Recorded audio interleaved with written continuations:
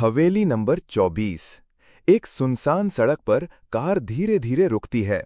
लड़की के पिता हवेली नंबर 24 की तरफ बढ़ते हैं। अंधेरे में हवेली की टूटी हुई खिड़कियों से हवा की सीटी जैसी आवाज आती है। पिता दरवाजा खोलकर अंदर जाते हैं। दरवाजा अपने आप पीछे से धड़ाम से बंद हो जाता है।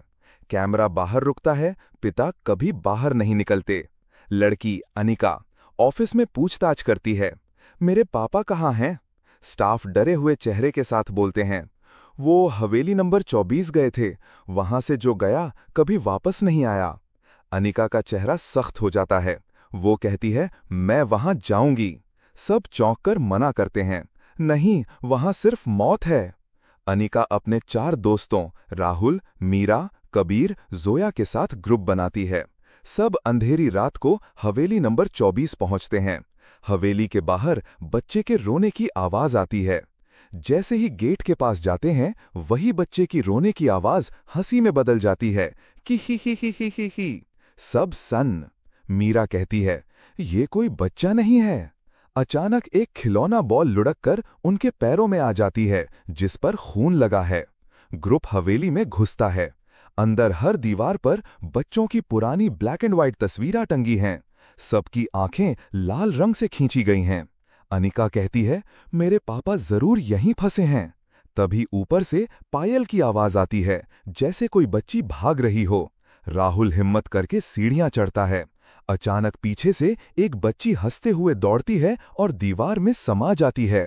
मीरा का हाथ पकड़कर कोई खींचता है। वो चिल्लाती है, छोड़ो। सब भागकर देखते हैं, मीरा के हाथ पर छोटे छोटे जलने के निशान उभर आए हैं, जैसे किसी ने पकड़ा हो। कमरे में एक पुरानी डायरी मिलती है। उसमें लिखा है, इस हवेली में जो भी बच्चा पैदा होता है, उसकी आत्मा हवेली के मालिक ने कैद कर ली, ताकि वो कभी बूढ़ा ना हो।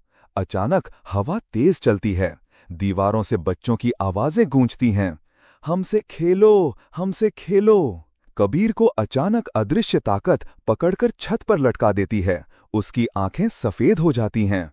अनिका को अपने पापा की घड़ी फर्श पर मिलती है, जिस पर खून जमे हुए हैं। वो सिहर उठती है।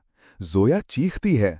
एक कमरा अपने आप खुलता है। अंदर बच्चों की टूटी फूटी हड्डियां और खून से भरे खिलौने पड़े हैं। हवेली का असली मालिक एक काला, लंबा, बिना चेहरा वाला प्रेत उनके सामने आता है।